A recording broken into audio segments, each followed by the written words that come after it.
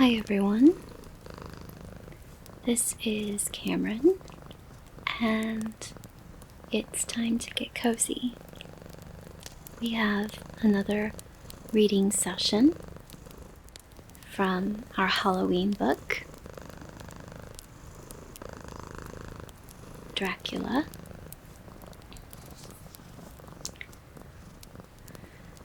And I was going to use a new microphone this time, but unfortunately it doesn't work with my camera, so I think I'm gonna need to buy an adapter in order for it to work. So apologies for that, but I hope that you can still enjoy tonight's reading. We're gonna pick up where we left off. Last time we met, a young Englishman named Jonathan Harker was on his way to visit Count Dracula in his castle in the Carpathians. And when we finished, he had just arrived at the castle. So let's see what he's going to find inside. Of course, we, the reader, are duly familiar with what he finds on the inside thanks to pop culture. But we'll find out in his own words. So I'll go ahead and start. And hopefully my companion here will be nice and quiet throughout. His name is Edgar. Okay. Chapter 2. Jonathan Harker's journal continued. 5th May. I must have been asleep, for certainly if I had been fully awake, I must have noticed the approach to such a remarkable place. In the gloom, the courtyard looked of considerable size, and as several dark ways led from it under great round arches, it perhaps seemed bigger than it really is. I have not yet been able to see it by daylight. When the caleche stopped, the driver jumped down and held out his hand to assist me to alight. Again, I could not but notice his prodigious strength. His hand actually seemed like a steel vise that could have crushed mine if he had chosen. Then he took out my traps and placed them on the ground beside me as I stood close to a great door, old and studded with large iron nails, and set in a projecting doorway of massive stone. I could see even in the dim light that the stone was massively carved, but that the carving had been much worn by time and weather. As I stood, the driver jumped again into his seat and shook the reins. The horses started forward, and trap and all disappeared down one of the dark openings. I stood in silence where I was, for I did not know what to do. Of bell or knocker there was no sign. Through these frowning walls and dark window openings, it was not likely that my voice could penetrate. The time I waited seemed endless, and I felt doubts and fears crowding upon me. What sort of place had I come to, and among what kind of people? What sort of grim adventure was it on which I had embarked? Was this a customary incident in the life of a solicitor's clerk sent out to explain the purchase of a London estate to a foreigner? Solicitor's clerk? Mina would not like that. Solicitor, for just before leaving London, I got word that my examination was successful.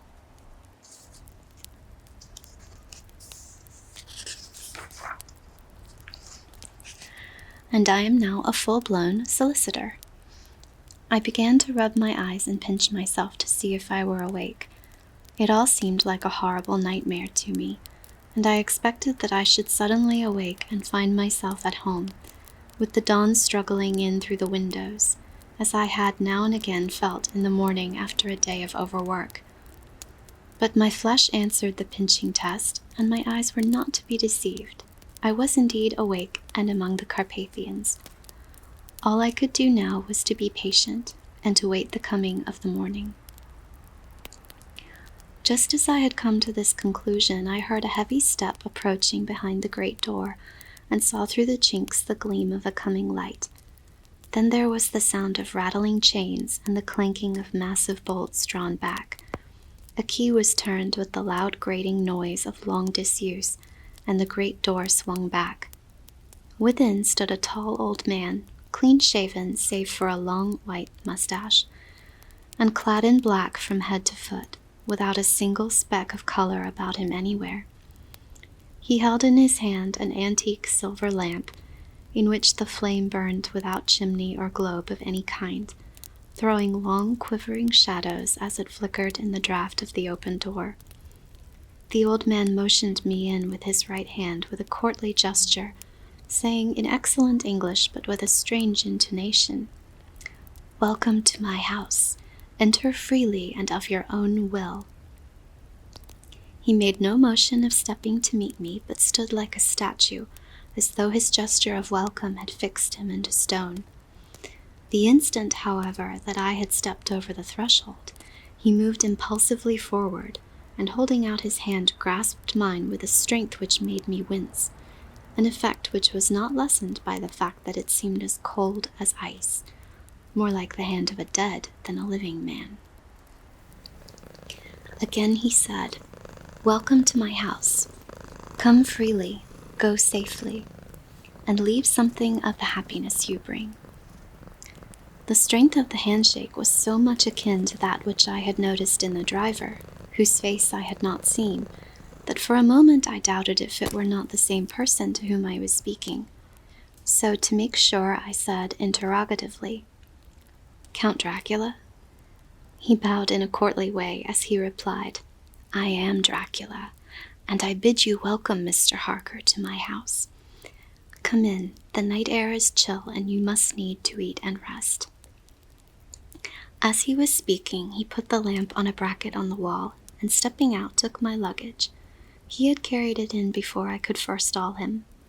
I protested, but he insisted. "Nay, sir, you are my guest. It is late, and my people are not available. Let me see to your comfort myself."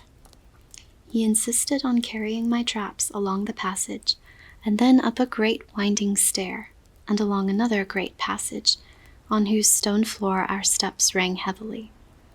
At the end of this he threw open a heavy door, and I rejoiced to see within a well-lit room in which a table was spread for supper, and on whose mighty hearth a great fire of logs flamed and flared. The Count halted, putting down my bags, closed the door, and crossing the room opened another door, which led into a small octagonal room lit by a single lamp, and seemingly without a window of any sort. Passing through this, he opened another door and motioned me to enter. It was a welcome sight, for here was a great bedroom, well lighted and warmed, with another log fire, which sent a hollow roar up the wide chimney. The Count himself left my luggage inside and withdrew, saying before he closed the door, "You will need, after your journey, to refresh yourself by making your toilette. I trust you will find all you wish. When you are ready, come into the other room, where you will find your supper prepared." The light and warmth and the Count's courteous welcome seemed to have dissipated all my doubts and fears. Having then reached my normal state, I discovered that I was half famished with hunger, so making a hasty toilette, I went into the other room. I found supper already laid out. My host, who stood on one side of the great fireplace, leaning against the stonework, made a graceful wave of his hand to the table and said, "I pray you be seated, and sup how you please. You will, I trust, excuse me that I do not join you, but I have dined already, and I do not sup." I handed to him the sealed letter which Mr. Hawkins had entrusted to me. He opened it and read it gravely. Then, with a charming smile, he handed it to me to read. One passage of it, at least, gave me a thrill of pleasure. "I much regret that an attack of gout, from which malady I am a constant sufferer, forbids absolutely any traveling on my part for some time to come, but I'm happy to say I can send a sufficient substitute, one in whom I have every possible confidence. He is a young man full of energy and talent in his own way, and of a very faithful disposition. He is discreet and silent, and has grown into manhood in my service. He shall be ready to attend on you when you will during his stay, and shall take your instructions in all matters.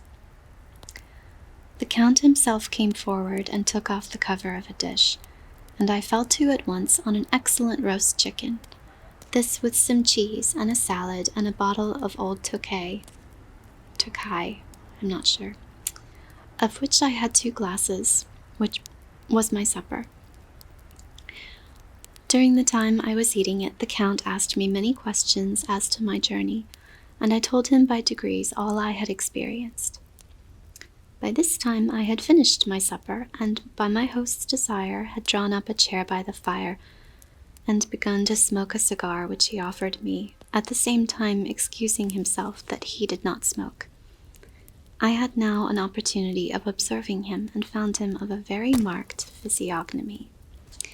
His face was a very strong, aquiline, with high bridge of the thin nose, and peculiarly arched nostrils, with lofty domed forehead, and hair growing scantily around the temples, but profusely elsewhere. His eyebrows were very massive, almost meeting over the nose, and with bushy hair that seemed to curl in its own profusion. The mouth, so far as I could see it under the heavy mustache, was fixed and rather cruel-looking, with peculiarly sharp white teeth. These protruded over the lips, whose remarkable readiness showed astonishing vitality in a man of his years.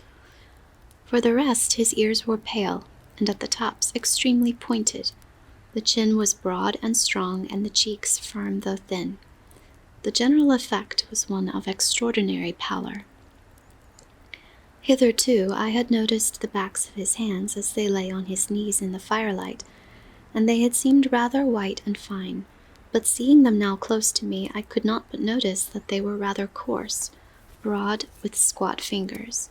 Strange to say, there were hairs in the center of the palm.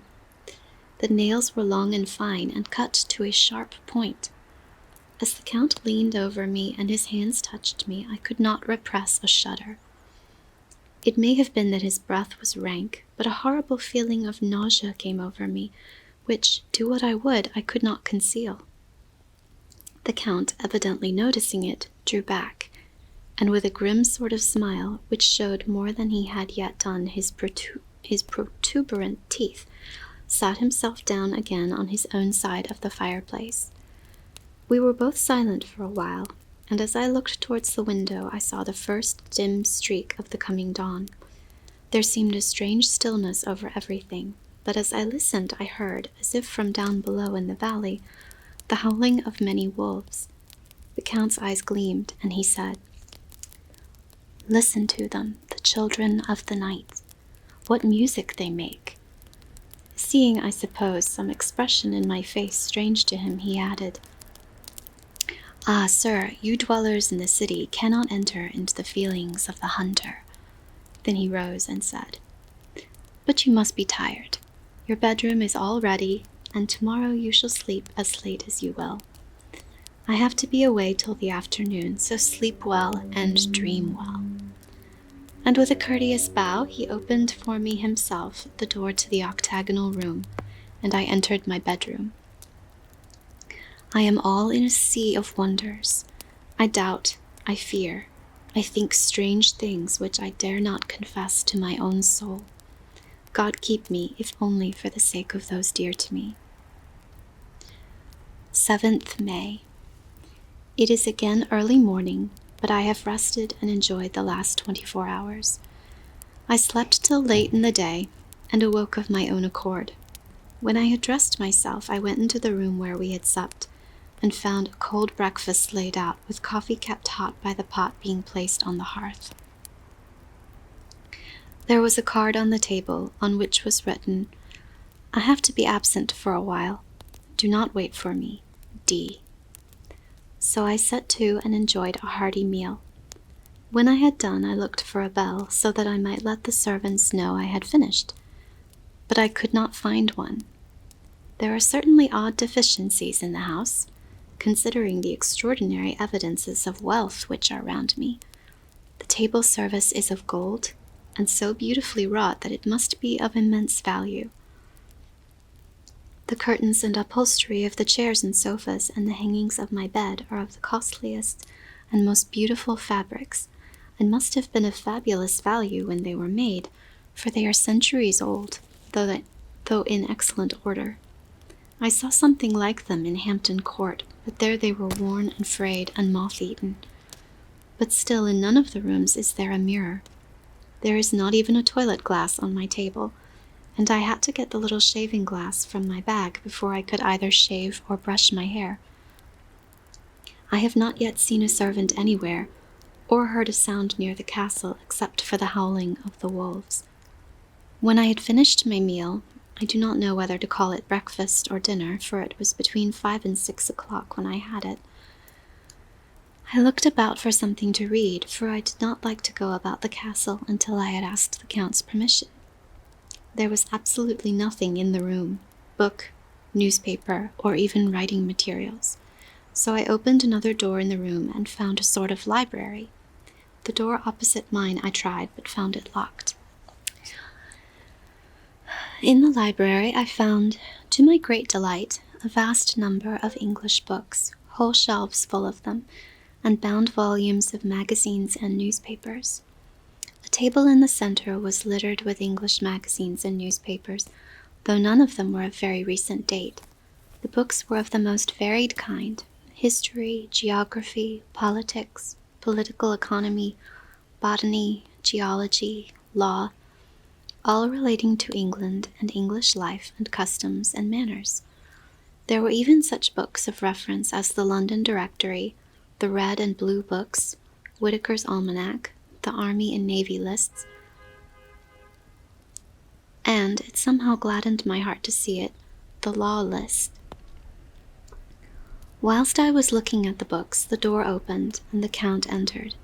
He saluted me in a hearty way, and hoped that I had had a good night's rest. Then he went on, "I am glad you found your way in here, for I am sure there is much that will interest you. These friends," and he laid his hand on some of the books, "have been good friends to me, and have for some years past, ever since I had the idea of going to London, given me many, many hours of pleasure. Through them I have come to know your great England, and to know her is to love her.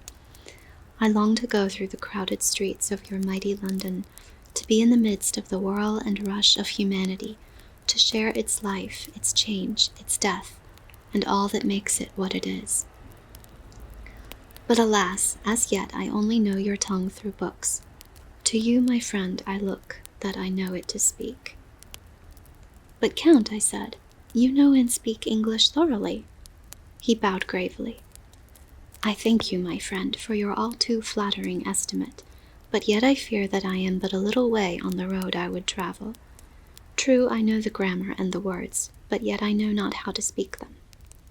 "Indeed," I said, "you speak excellently." "Not so," he answered. "Well I know that, did I move and speak in your London, none there are who would not know me for a stranger. That is not enough for me. Here I am noble, I am boyar. The common people know me, and I am master. But a stranger in a strange land, he is no one. Men know him not. And to know not is to care not for. I am content if I am like the rest, so that no man stops if he sees me, or pause in his speaking if he hear my words, to say, 'Ha ha, a stranger.' I have been so long master that I would be master still, or at least that none other should be master of me. You come to me not alone as agent of my friend Peter Hawkins of Exeter, to tell me all about my new estate in London. You shall, I trust, rest here with me a while, so that by our talking I may learn the English intonation, and I would that you tell me when I make error, even of the smallest, in my speaking. I am sorry that I had to be away so long today, but you will, I know, forgive one who has so many important affairs in hand." Of course, I said all I could about being willing, and asked if I might come into that room when I chose. He answered, "Yes, certainly," and added, "You may go anywhere you wish in the castle, except where the doors are locked, where of course you will not wish to go. There is reason that all things are as they are, and did you see with my eyes and know with my knowledge, you would perhaps better understand." I said I was sure of this, and then he went on. "We are in Transylvania, and Transylvania is not England. Our ways are not your ways, and there shall be to you many strange things. Nay, from what you have told me of your experiences already, you know something of what strange things here may be." This led to much conversation, and as it was evident that he wanted to talk, if only for talking's sake, I asked him many questions regarding things that had already happened to me or come within my notice. Sometimes he sheered off the subject or turned the conversation by pretending not to understand, but generally he answered all I asked most frankly. Then as time went on and I had got somewhat bolder, I asked him of some of the strange things of the preceding night, as for instance, why the coachman went to the places where we had seen the blue flames. Was it indeed true that they showed where gold was hidden? He then explained to me that it was commonly believed that on a certain night of the year, last night in fact, when all evil spirits are supposed to have unchecked sway, a blue flame is seen over any place where treasure has been concealed. That treasure has been hidden, he went on, in the region through which you came last night. There can be but little doubt, for it was the ground fought over for centuries by the Wallachian, the Saxon, and the Turk.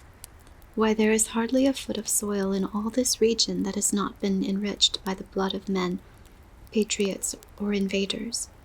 In old days, there were stirring times when the Austrian and the Hungarian came up in hordes, and the patriots went out to meet them, men and women, the aged and the children too, and waited their coming on the rocks above the passes, that they might sweep destruction on them with their artificial avalanches. When the invader was triumphant, he found but little, for whatever there was had been sheltered in the friendly soil. "But how," said I, "can it have remained so long undiscovered, when there is a sure index to it if men will but take the trouble to look?" The Count smiled, and as his lips ran back over his gums, the long, sharp, canine teeth showed out strangely. He answered, "Because your peasant is at heart a coward and a fool. Those flames only appear on one night, and on that night no man of this land will, if he can help it, stir without his doors. And, dear sir, even if he did, he would not know what to do. Why, even the peasant that you tell me of, who marked the place of the flame, would not know where to look in daylight, even for his own work. You would not, I dare be sworn, be able to find these places again." "There you are right," I said. "I know no more than the dead where even to look for them." Then we drifted into other matters. "Come," he said at last, "tell me of London, and of the house which you have procured for me." With an apology for my remissness, I went into my own room to get the papers from my bag. Whilst I was placing them in order, I heard a rattling of china and silver in the next room, and as I passed through, noticed that the table had been cleared and the lamp lit, for it was by this time deep into the dark. The lamps were also lit in the study or library, and I found the Count lying on the sofa reading, of all things in the world, an English Bradshaw's Guide. When I came in, he cleared the books and papers from the table, and with him I went into plans and deeds and figures of all sorts. He was interested in everything, and asked me a myriad questions about the place and its surroundings. He clearly had studied beforehand all he could get on the subject of the neighborhood, for he evidently at the end knew very much more than I did. When I remarked this, he answered, "Well, but my friend, is it not needful that I should? When I go there, I shall be all alone, and my friend Harker Jonathan—nay, pardon me, I fall into my country's habit of putting your patronymic first. My friend Jonathan Harker will not be by my side to correct and aid me. He will be in Exeter, miles away, probably working at papers of the law with my other friend, Peter Hawkins. So, we went thoroughly into the business of the purchase of the estate at Purfleet. When I had told him the facts and got his signature to the necessary papers, and had written a letter with them ready to post to Mr. Hawkins, he began to ask me how I had come across so suitable a place. I read to him the notes which I had made at the time, and which I inscribe here. At Purfleet, on a by-road, I came across just such a place as seemed to be required, and where was displayed a dilapidated notice that the place was for sale. It is surrounded by a high wall of ancient structure, built of heavy stones, and has not been repaired for a large number of years. The closed gates were of heavy old oak and iron, all eaten with rust. The estate is called Carfax, no doubt a corruption of the old Quatre-Faces, as the house is four-sided, agreeing with the cardinal points of the compass. It contains in all some 20 acres, quite surrounded by the solid stone wall above mentioned. There are many trees on it, which make it in places gloomy, and there is a deep, dark-looking pond or small lake, evidently fed by some springs, as the water is clear and flows away in a fair-sized stream. The house is very large, and of all periods back, I should say, to medieval times. For one part is of stone immensely thick, with only a few windows high up and heavily barred with iron. It looks like part of a keep, and is close to an old chapel or church. I could not enter it, as I had not the key of the door leading to it from the house, but I have taken with my kodak views of it from various points. The house has been added to, but in a very straggling way, and I can only guess at the amount of ground it covers, which must be very great. There are but few houses close at hand, one being a very large house, only recently added to and formed into a private lunatic asylum. It is not, however, visible from the grounds. When I had finished, he said, "I'm glad that it is old and big. I myself am of an old family, and to live in a new house would kill me. A house cannot be made habitable in a day, and after all, how few days go to make up a century. I rejoice that there is a chapel of old times. We Transylvanian nobles love not to think that our bones may be amongst the common dead. I seek not gaiety, nor mirth, not the bright voluptuousness of much sunshine and sparkling waters which please the young and gay. I am no longer young, and my heart, through weary years of mourning over the dead, is not attuned to mirth. Moreover, the walls of my castle are broken. The shadows are many, and the wind breathes cold through the broken battlements and casements. I love the shade and the shadow, and would be alone with my thoughts when I may." Somehow his words and his looks did not seem to accord, or else it was that his cast of face made his smile look malignant and saturnine.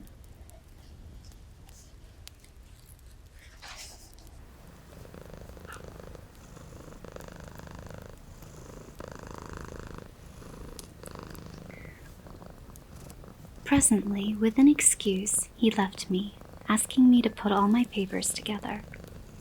He was some little time away, and I began to look at some of the books around me. One was an atlas, which I found opened naturally at England, as if that map had been much used. On looking at it, I found in certain places little rings marked, and on examining these, I noticed that one was near London on the east side, manifestly where his new estate was situated. The other two were Exeter and Whitby on the Yorkshire coast. It was the better part of an hour when the Count returned. "Aha," he said, "still at your books? Good. But you must not work always. Come, I am informed that your supper is ready." He took my arm, and we went into the next room, where I found an excellent supper ready on the table. The Count again excused himself, as he had dined out on his being away from home. But he sat as on the previous night and chatted whilst I ate. After supper I smoked, as on the last evening, and the Count stayed with me, chatting and asking questions on every conceivable subject, hour after hour. I felt that it was getting very late indeed, but I did not say anything, for I felt under obligation to meet my host's wishes in every way. I was not sleepy, as the long sleep yesterday had fortified me, but I could not help experiencing that chill which comes over one at the coming of dawn, which is like, in its way, the turn of the tide. They say that people who are near death die generally at the change to the dawn, or at the turn of the tide. Anyone who has, when tired, and tied as it were to his post, experienced this change in the atmosphere can well believe it. All at once we heard the crow of a cock coming up with preternatural shrillness through the clear morning air. Count Dracula, jumping to his feet, said, "Why, there is the morning again! How remiss I am to let you stay up so long. You must make your conversation regarding my dear new country of England less interesting, so that I may not forget how time flies by us." And with a courtly bow he left me. I went into my own room and drew the curtains, but there was little to notice.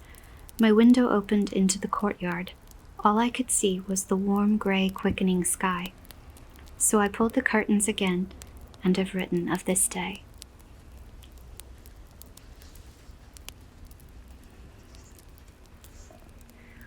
May 8th.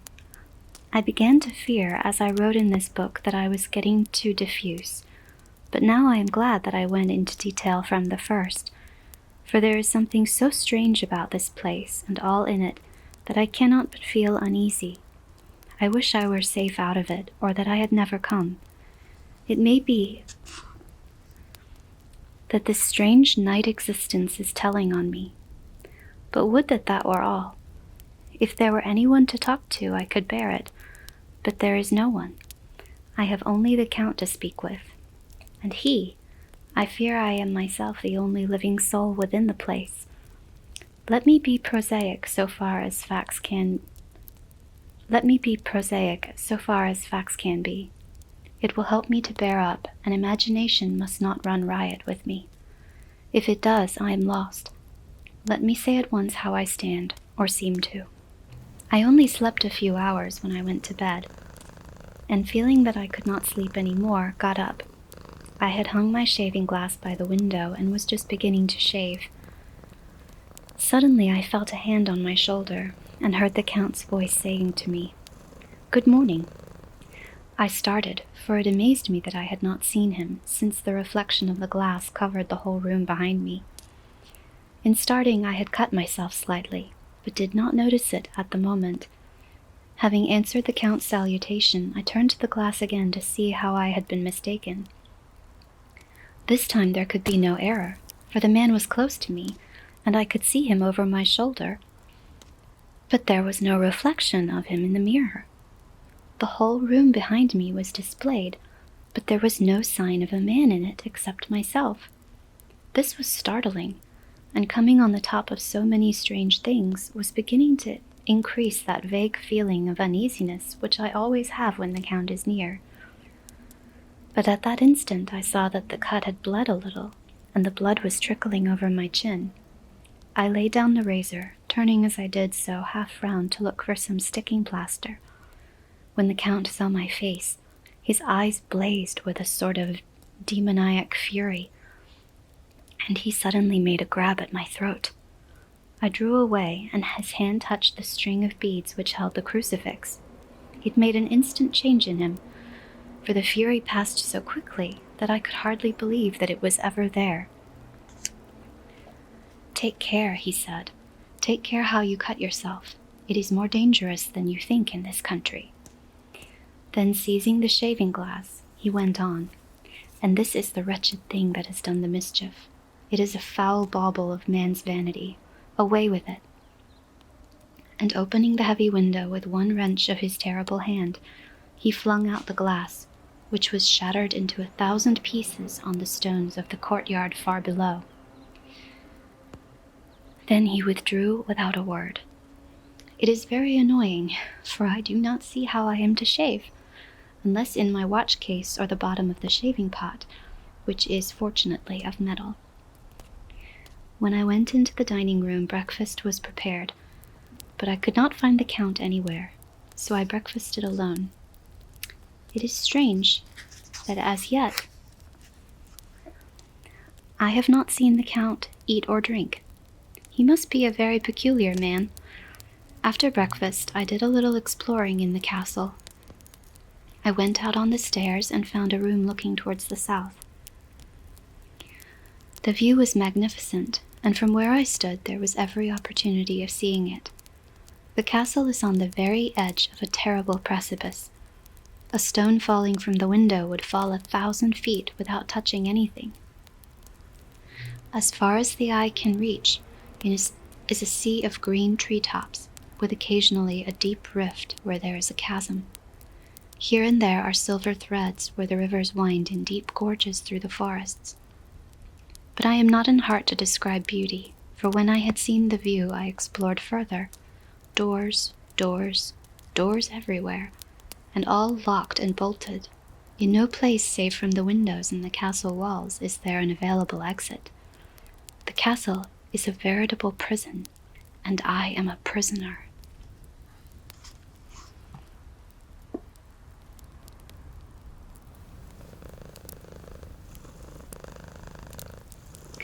And that brings us to Chapter 3.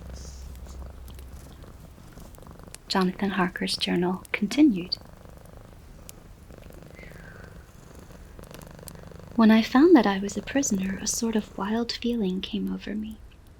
I rushed up and down the stairs, trying every door and peering out of every window I could find. But after a little, the conviction of my helplessness overpowered all other things. When I look back after a few hours, I think I must have been mad for the time, for I behaved much as a rat does in a trap. When, however, the conviction had come to me that I was helpless, I sat down quietly as I have ever done anything in my life, and began to think over what was best to be done. I am thinking still, and as yet have come to no definite conclusion.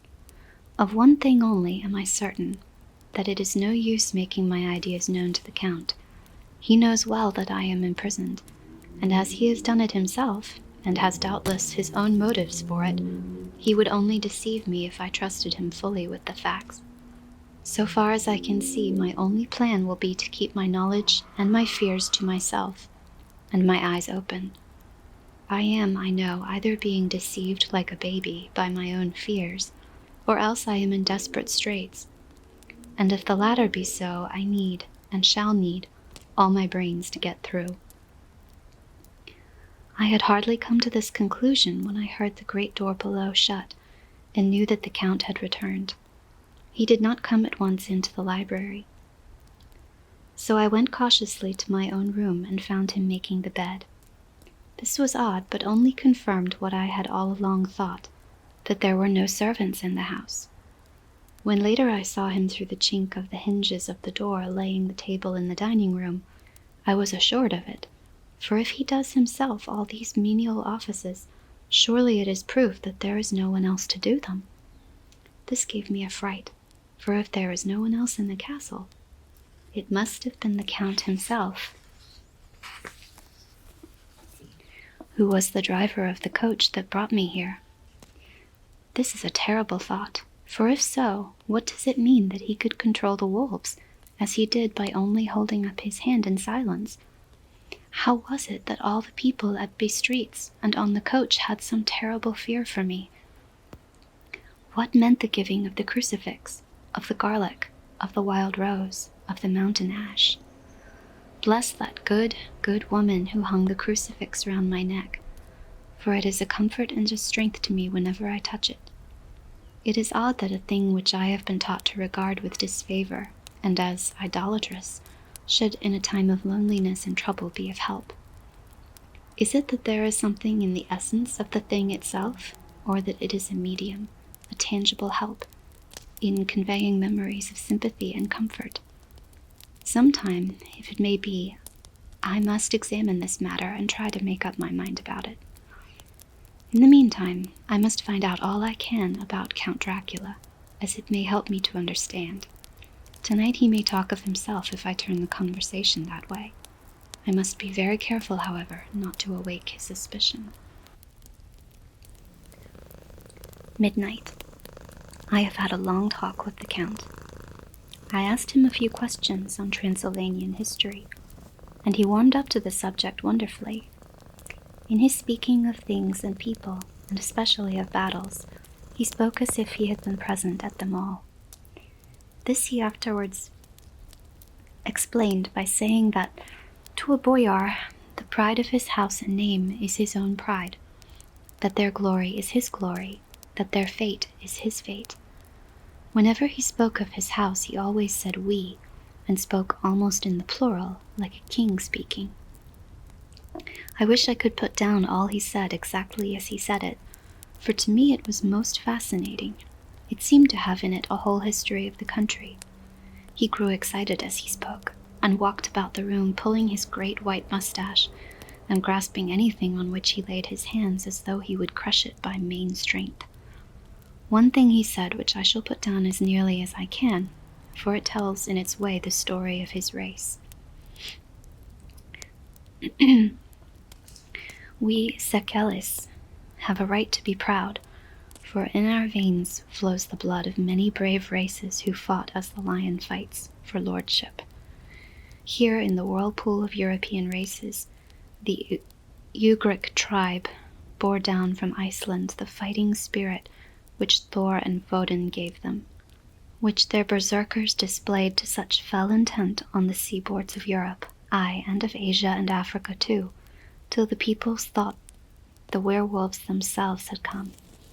Here too, when they came, they found the Huns, whose warlike fury had swept the earth like a living flame, till the dying peoples held that in their veins ran the blood of those old witches, who, expelled from Scythia, had mated with the devils in the desert.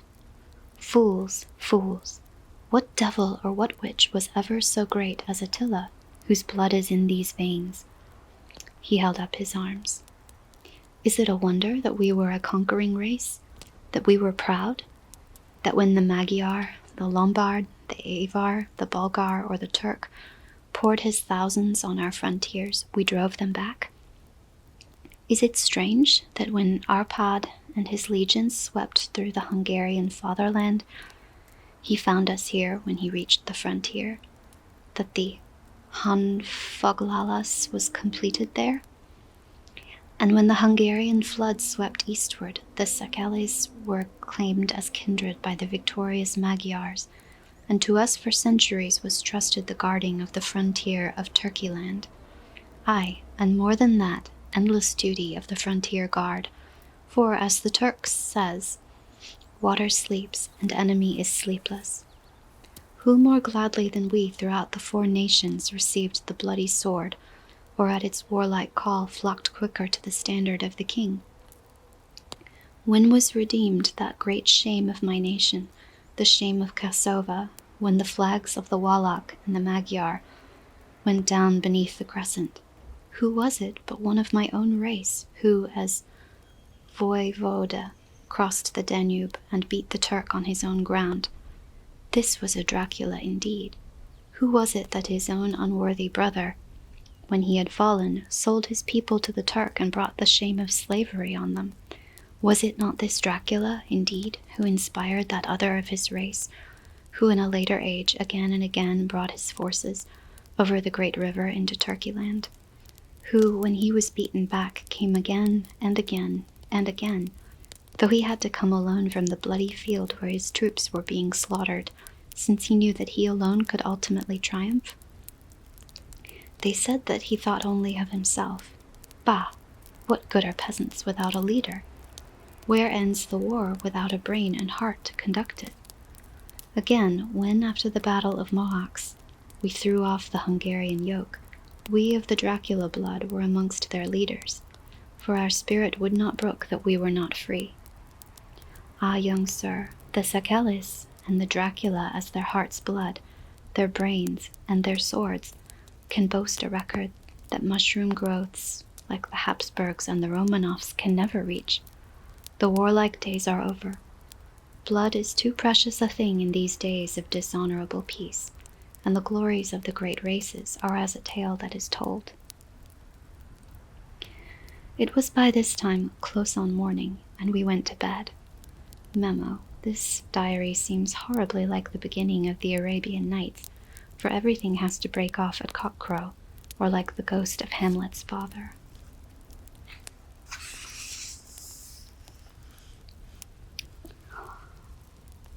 12th May. Let me begin with facts, bare, meager facts, verified by books and figures, and of which there can be no doubt. I must not confuse them with experiences which will have to rest on my own observation or my memory of them. Last evening, when the Count came from his room, he began by asking me questions on legal matters and on the doing of certain kinds of business. I had spent the day wearily over books, and, simply to keep my mind occupied, went over some of the matters I had been examined in at Lincoln's Inn. There was a certain method in the Count's inquiries, so I shall try to put them down in sequence. The knowledge may somehow or sometime be useful to me. First he asked if a man in England might have 2 solicitors or more. I told him he might have a dozen if he wished, but that it would not be wise to have more than 1 solicitor engaged in one transaction, as only one could act at a time, and that to change would be certain to militate against his interest. He seemed thoroughly to understand, and went on to ask if there would be any practical difficulty in having one man to attend, say, to banking, and another to look after shipping, in case local help were needed, in a place far from the home of the banking solicitor. I asked him to explain more fully, so that I might not by any chance mislead him. So he said, "I shall illustrate.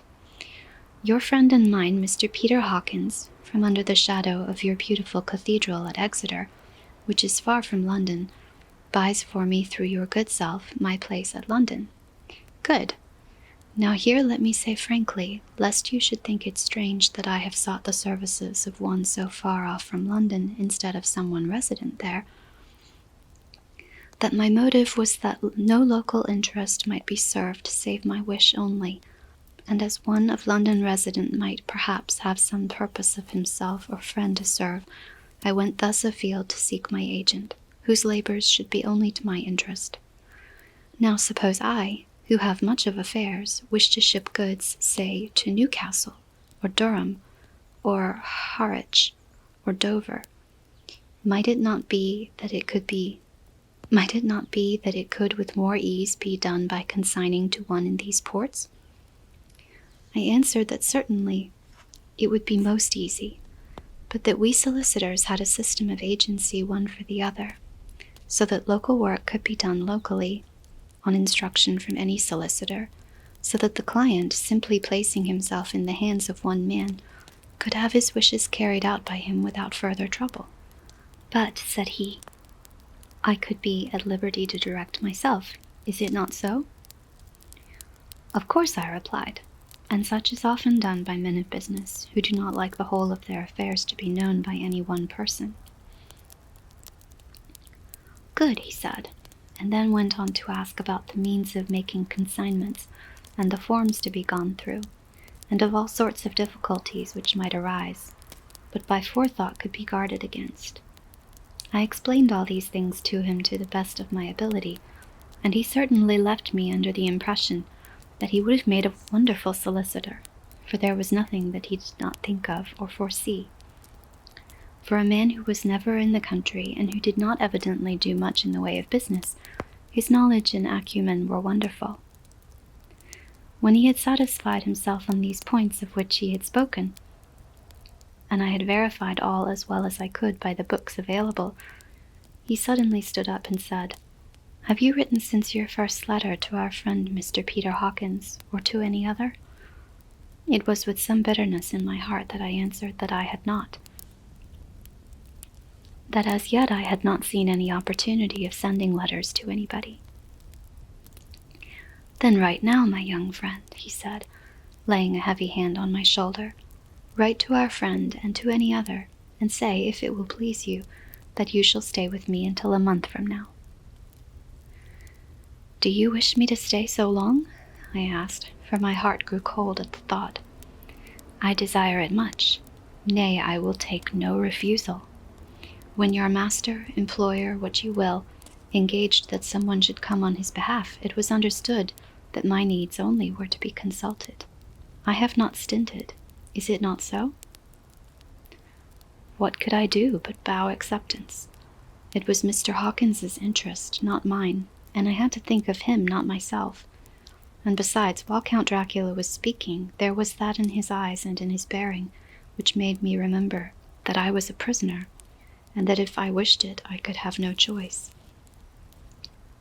The Count saw his victory in my bow, and his mastery in the trouble of my face, for he began at once to use them, but in his own smooth, resistless way.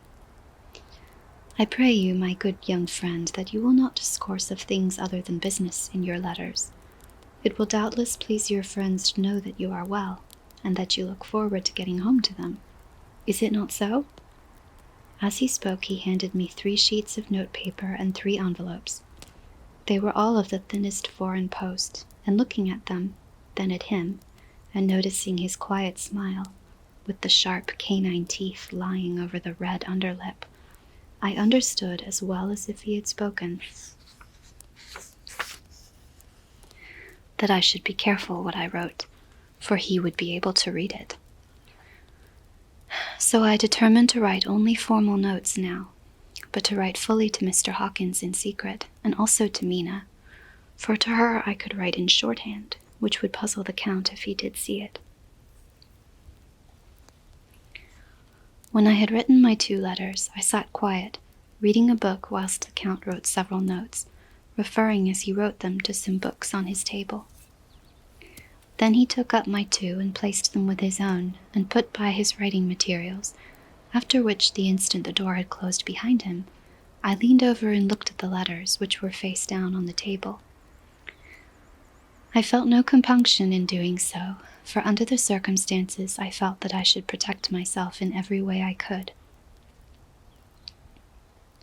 One of the letters was directed to Samuel F. Billington, No. 7, The Crescent, Whitby. Another to Herr Leutner, Varna. The third was to Coutts and Company, London, and the fourth to Herren Klopstock and Billroth, bankers, Budapest. The second and fourth were unsealed. I was just about to look at them when I saw the door handle move.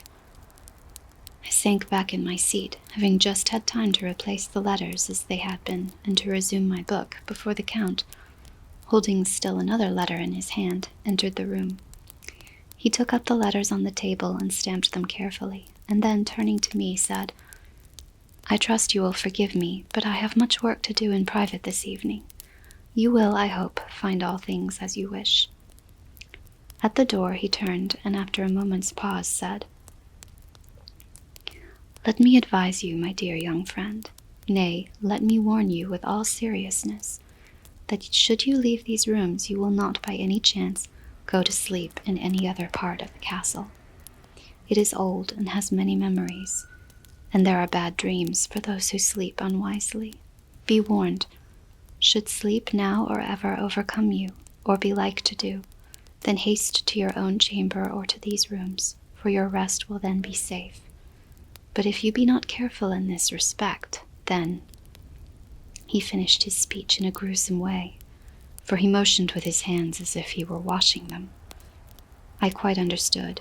My only doubt was as to whether any dream could be more terrible than the unnatural, horrible net of gloom and mystery which seemed closing round me.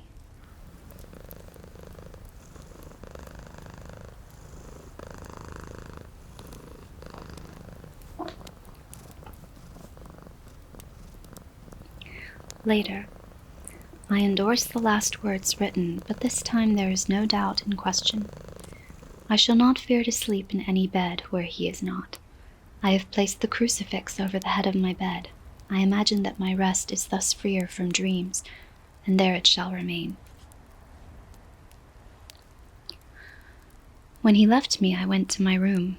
After a little while, not hearing any sound, I came out and went up the stone stairs to where I could look out towards the south. There was some sense of freedom in the vast expanse, inaccessible though it was to me as compared with the narrow darkness of the courtyard. Looking out on this, I felt that I was indeed in prison, and I seemed to want a breath of fresh air, though it were of the night. I am beginning to feel this nocturnal existence tell on me. It is destroying my nerve.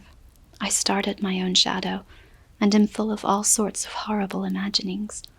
God knows that there is ground for any terrible fear in this accursed place. I looked out over the beautiful expanse, bathed in soft yellow moonlight, till it was almost as light as day. In the soft light, the distant hills became melted, and the shadows in the valleys and gorges of velvety blackness. The mere beauty seemed to cheer me. There was peace and comfort in every breath I drew. As I leaned from the window, my eye was caught by something moving a story below me, and somewhat to my left, where I imagined, from the lie of the rooms, that the windows of the Count's own room would look out. The window at which I stood was tall and deep, stone-mullioned, and though weather-worn, was still complete, but it was evidently many a day since the case had been there. I drew back behind the stonework and looked carefully out. What I saw was the Count's head coming out from the window. I did not see the face, but I knew the man by the neck and the movement of his back and arms. In any case, I could not mistake the hands which I had had so many opportunities of studying. I was at first interested and somewhat amused, for it is wonderful how small a matter will interest and amuse a man when he is a prisoner.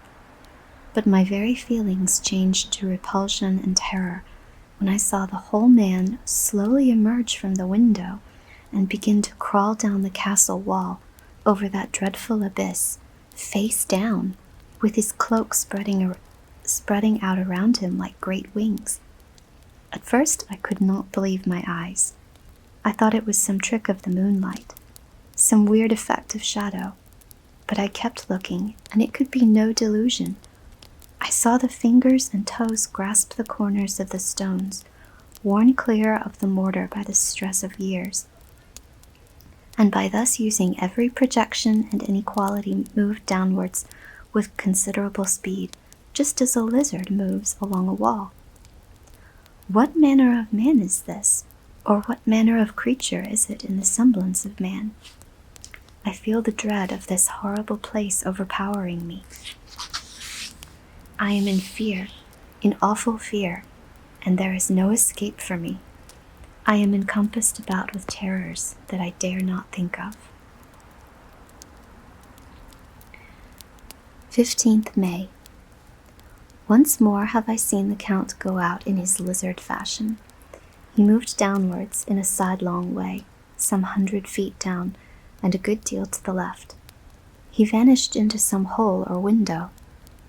When his head had disappeared, I leaned out to try and see more, but without avail. The distance was too great to allow a proper angle of sight. I knew he had left the castle now, and thought to use the opportunity to explore more than I had dared to do as yet. I went back to the room, and taking the lamp, tried all the doors. They were all locked, as I had expected, and the locks were comparatively new, but I went down the stone stairs to the hall where I had entered originally. I found I could pull back the bolts easily enough and unhook the great chains, but the door was locked, and the key was gone. That key must be in the Count's room. I must watch should his door be unlocked, so that I may get it and escape. I went on to make a thorough examination of the various stairs and passages, and to try the doors that opened from them. 1 or 2 small rooms near the hall were open, but there was nothing to see in them, except old furniture, dusty with age and moth-eaten. At last, however, I found one door at the top of a stairway, which, though it seemed to be locked, gave a little under pressure. I tried it harder and found it was not really locked, but that the resistance came from the fact that the hinges had fallen somewhat, and the heavy door rested on the floor. Here was an opportunity which I might not have again, So I exerted myself, and with many efforts forced it back so that I could enter. I was now in a wing of the castle further to the right than the rooms I knew, and a story lower down. From the windows I could see that this suite of rooms lay along to the south of the castle, the windows of the end room looking out both west and south. On the latter side, as well as to the former, there was a great precipice. The castle was built on the corner of a great rock, so that on 3 sides it was quite impregnable, and great windows were placed here where sling or bow or culverin could not reach, and consequently light and comfort, impossible to a position which had to be guarded, were secured. To the west was a great valley, and then, rising far away, great jagged mountain fastnesses, rising peak on peak, the sheer rock studded with mountain ash and thorn, whose roots clung in cracks and crevices and crannies of the stone. This was evidently the portion of the castle occupied in bygone days, for the furniture had more air of comfort than any I had seen. The windows were curtainless, and the yellow moonlight, flooding in through the diamond panes, enabled one to see even colors, whilst it softened the wealth of dust which lay over all and disguised in some measure the ravages of time and the moth. My lamp seemed to be of little effect in the brilliant moonlight, but I was glad to have it with me, for there was a dread loneliness in the place which chilled my heart and made my nerves tremble. Still, it was better than living alone in the rooms which I had come to hate from the presence of the Count, and after trying a little to school my nerves, I found a soft quietude come over me. Here I am sitting at a little oak table, where in old times possibly some fair lady sat to pen, which, with much thought and many blushes, her ill-spelt love letter, and writing in my diary in shorthand all that has happened since I closed it last.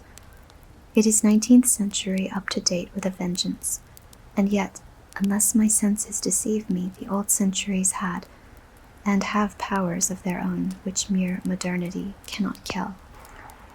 Later, the morning of 16th May.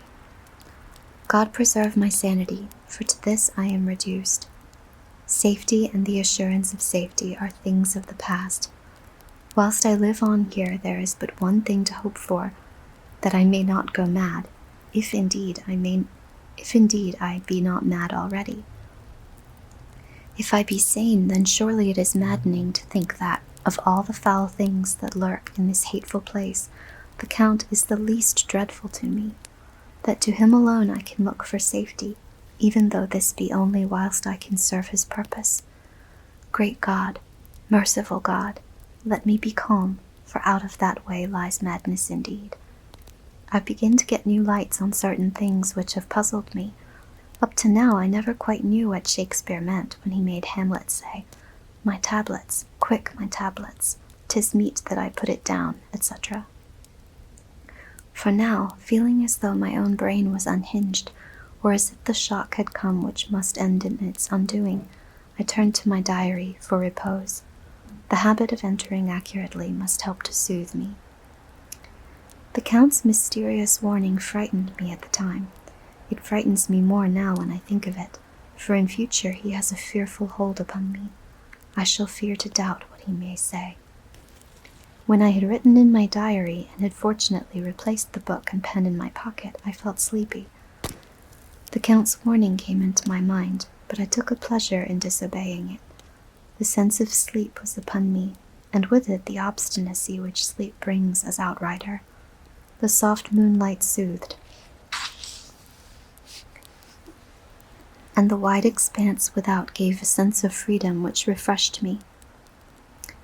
I determined not to return tonight to the gloom-haunted rooms, but to sleep here, whereof old ladies had sat and sung and lived sweet lives whilst their gentle breasts were sad for their menfolk away in the midst of remorseless wars. I drew a great couch out of its place near the corner, so that, as I lay, I could look at the lovely view to east and south, and unthinking of and uncaring for the dust, composed myself for sleep. I suppose I must have fallen asleep. I hope so, but I fear, for all that followed was startlingly real. So real that now, sitting here in the broad, full sunlight of the morning, I cannot in the least believe that it was all sleep. I was not alone. The room was the same, unchanged in any way since I came into it. I could see along the floor in the brilliant moonlight my own footsteps marked where I had disturbed the long accumulation of dust. In the moonlight opposite me were 3 young women, ladies by their dress and manner. I thought at the time that I must be dreaming when I saw them, for though the moonlight was behind them, they threw no shadow on the floor.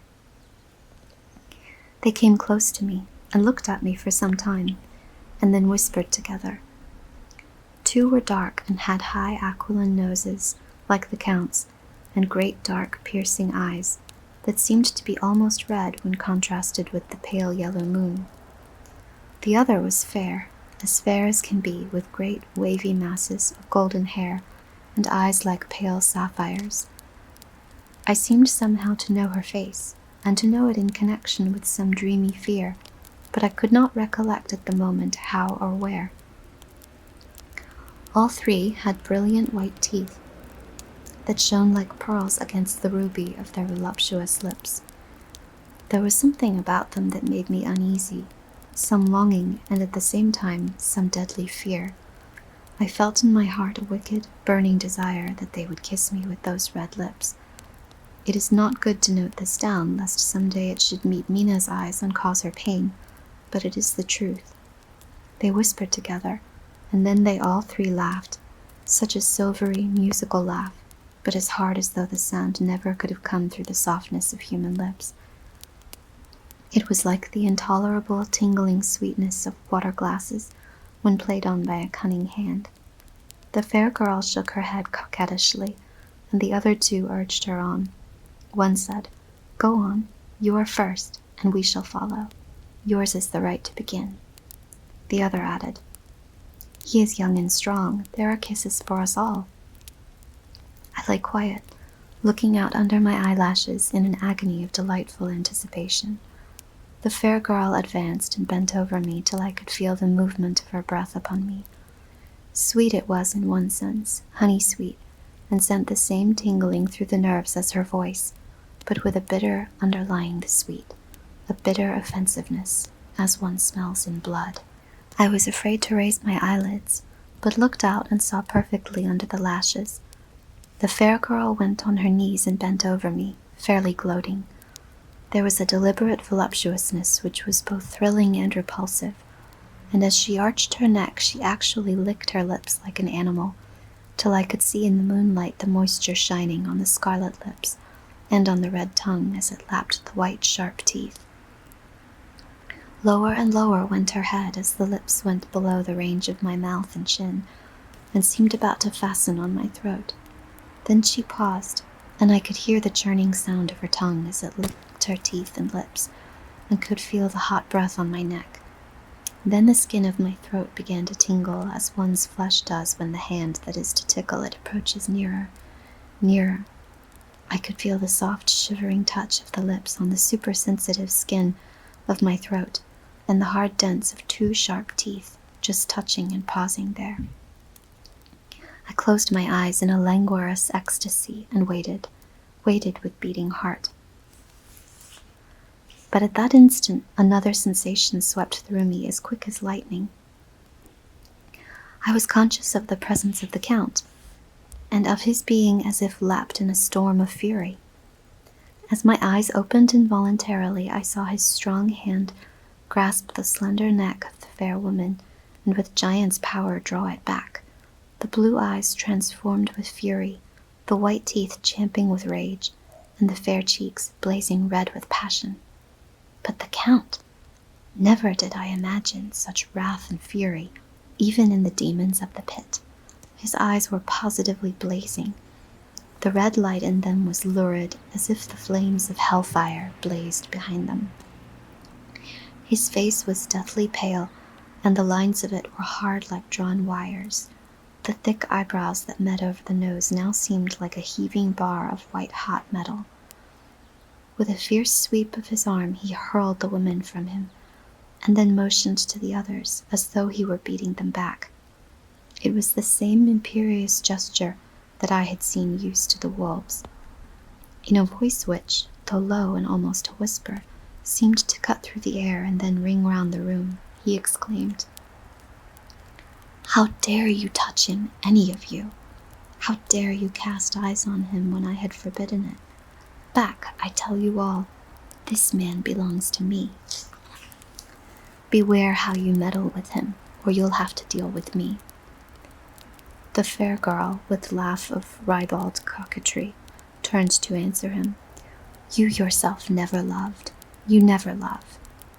On this the other women joined, and such a mirthless, hard, soulless laughter rang through the room that it almost made me faint to hear. It seemed like the pleasure of fiends. Then the Count turned, after looking at my face attentively, and said in a soft whisper, "Yes, I too can love. You yourselves can tell it from the past. Is it not so? Well, now I promise you that when I am done with him, you shall kiss him at your will. Now go, go. I must awaken him, for there is work to be done." "Are we to have nothing tonight?" said one of them with a low laugh, as she pointed to the bag which she had thrown upon the floor, and which moved as though there was some living thing within it. For answer he nodded his head. One of the women jumped forward and opened it. If my ears did not deceive me, there was a gasp and a low wail, as of a half-smothered child. The women closed round, whilst I was aghast with horror. But as I looked, they disappeared, and with them the dreadful bag. There was no door near them, and they could not have passed me without my noticing. They simply seemed to fade into the rays of the moonlight, and pass out through the window, for I could see outside the dim, shadowy forms for a moment before they entirely faded away. Then the horror overcame me, and I sank down unconscious.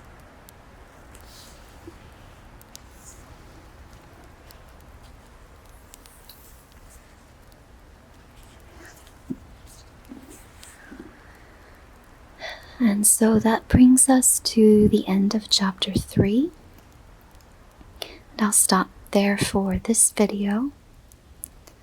I hope that you are enjoying it, and even though it's a creepy, spooky story, I hope that wherever you are feeling safe and comfortable and cozy and ready to drift off to sleep.